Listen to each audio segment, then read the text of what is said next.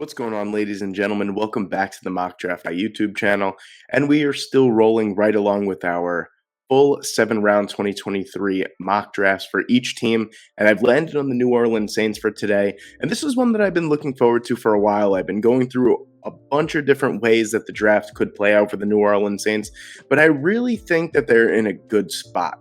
I know that there are some certain areas of their team that really need some upgrades. Obviously, the defensive line, pass rushing just in its entirety could use a total upgrade as well. Maybe some parts of the offensive line could get deeper.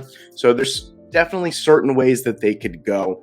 With this first pick, though, just jumping right into it, I really think that unless there's some wide receiver that falls to them at pick number 29 here, maybe like a Quentin Johnston or a Jordan Addison, someone that they probably just can't think about passing up, I think it's got to be interior defensive line here. I know that's probably not going to be the sexiest pick for the New Orleans Saints and New Orleans Saints fans, but really, they really need to get some upgrades. Right now, you're looking at Keely Saunders and Nathan Shepard as your two starting interior defensive tackles. Not where you want to be, especially coming from a Jets fan and watching Nathan Shepard play over the past few years. You definitely don't want to have him starting on your team. The guy is a personal foul machine. Anyway, so this might be a little bit of an interesting pick in the first round, someone that I haven't mocked here too many times. I don't think ever actually in any of my mocks, but at this point in the draft, you're looking at interior guys, really good interior guys like, Jalen Carter, Kalijah Cansey. Those guys most likely will be gone. Maybe even Brian Bresee, who I don't think is, as good as those other two guys, but he's still probably first round worthy. I actually mocked him to the Dallas Cowboys in my Dallas Cowboys draft, which was super loved by every single Cowboys fan. Totally not. But I really like Mazi Smith here. I think that this guy is getting a lot more love as of recently. This was a guy who was always going to be probably an early day 2 prospect, but it just makes a ton of sense to the New Orleans Saints here. I mean, this is a guy who's 6'3", 323 pounds, supremely athletic for his size, super productive for his size as well. This is a guy who is going to step right in and be the stalwart, the anchor of that defensive line. And that's exactly what the New Orleans Saints need, because right now, if they don't go into it with probably one of these top 2 picks being an interior defensive lineman, I think they're in a world of trouble. So I'm going to take Mazi Smith here at pick number 29. Then at pick number 40, I'm going to address the wide receiver room here. It's not the worst wide receiver room in the world. Obviously, you have Michael Thomas coming back. You don't know exactly what you're going to get from him. Early on last year, it looked like we were going to get a glimpse of the old Michael Thomas. Then he got hurt. Then he missed like every single game. Chris Olave was a great rookie last year, over 1,000 yards. He was far and away the number 1 target. Then you got, the tight end guys. You got Juwan Johnson as well, who contributed pretty well. And then, of course, Alvin Kamara has a big chunk of the receiving as well. I really like Jalen Hyatt here. This is a guy that could stretch the defense like no one else that's on the board left.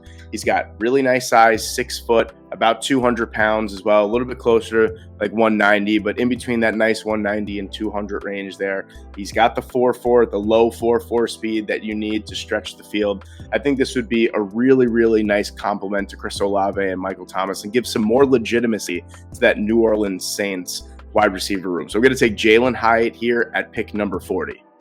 Then at pick number 71, I'm going to go back to the defensive line again for the New Orleans Saints. I'm going to go more with the edge. Obviously, you still have Cameron Jordan, who is, regardless of how old he gets, he's still going to be effective in some way, shape, or form, as he's been his entire career. You have Tano Passanio as well. They have Carl Granderson. It's not great. Peyton Turner as well. Not great depth. They really need someone else in there, I feel like, off the edge, especially in a 4-3. I really like Byron Young out of Tennessee. 6'2", 250 pounds, maybe not ideal length, but he's got tremendous speed for the position. 4.43 at 250 pounds. He was a tackle for loss machine at Tennessee. Sorry.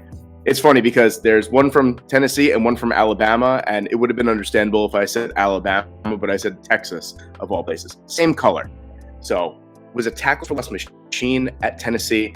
Also had 7 sacks this past year. He had 11 and a half tackles for loss, and 5.5 sacks his freshman year. He's been a monster in the stat sheet all throughout his collegiate career. I think this would be a really nice addition. Maybe some people might argue a little bit too early, but with that type of speed off the edge, I think there's really something there, especially pairing him with a bunch of those veteran guys as well, where he could kind of rotate in. He doesn't have to play every single down and be a situational pass rusher. Man, I think he could really do some damage with that speed. So I'm going to go with Byron Young out of Tennessee here. As I mentioned before with pick number 115, the New Orleans Saints definitely need some sort of upgrade on their offensive line.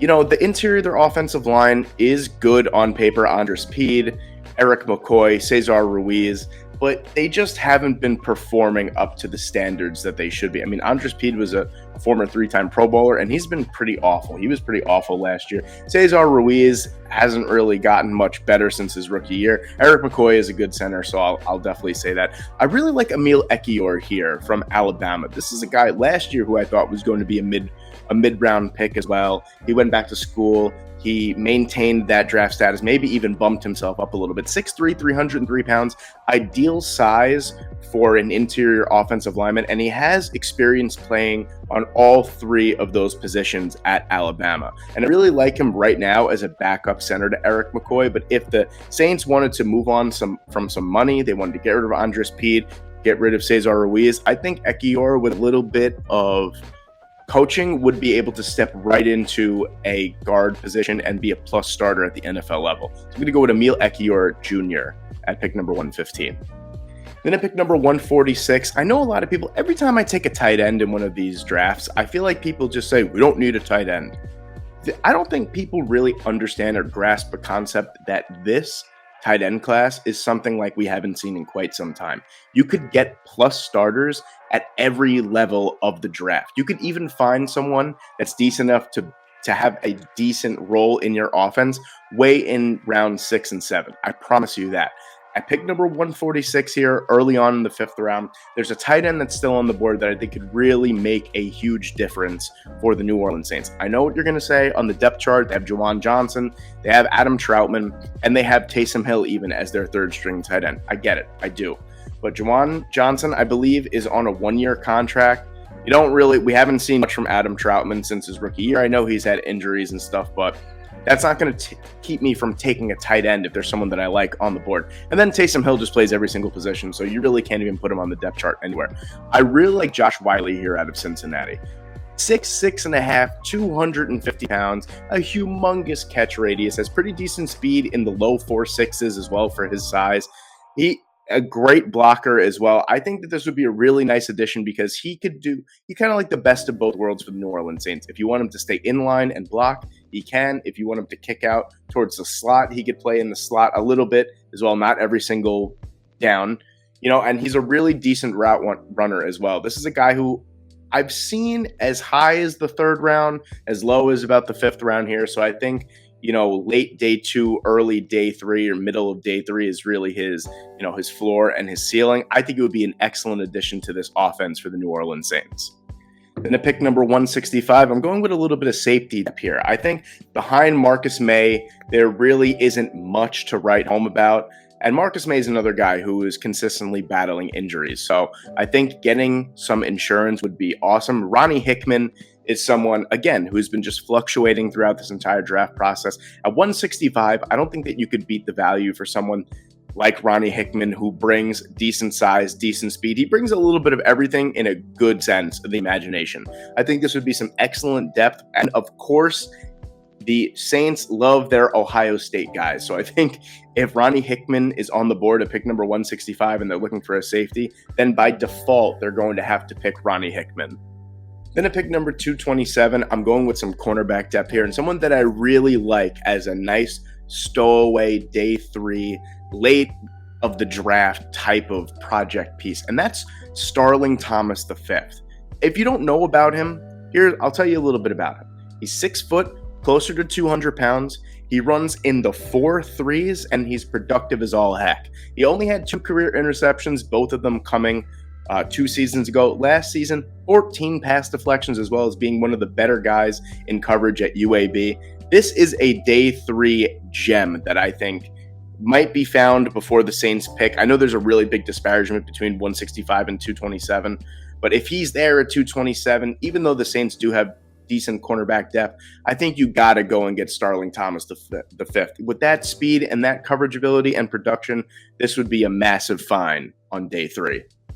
Then with the Saints' last pick, way at the end of the draft at 257, I'm going with more interior defensive line help here. I really like Jonah Tavai out of San Diego State. I think the only reason why he might last to day 3 or this late on day 3 towards the end of the draft, I mean, his size. He's a little bit underweighted at 290 pounds, and he's also 6 foot.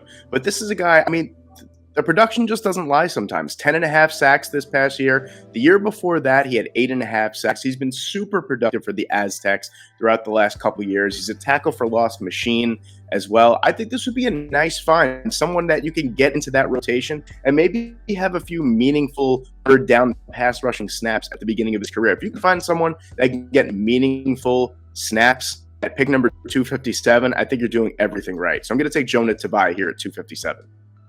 And just like that, ladies and gentlemen, there you have it. There is my full 7-round 2023 New Orleans Saints mock draft. Let me know what you guys think in the comment section below. Please leave a like. Please leave a comment. Please subscribe to the channel if you haven't already. We are gearing up to something potentially big on draft night, so I wouldn't want you guys to miss any of that. I hope you guys enjoyed. I hope I see you in the next one. Have a great day.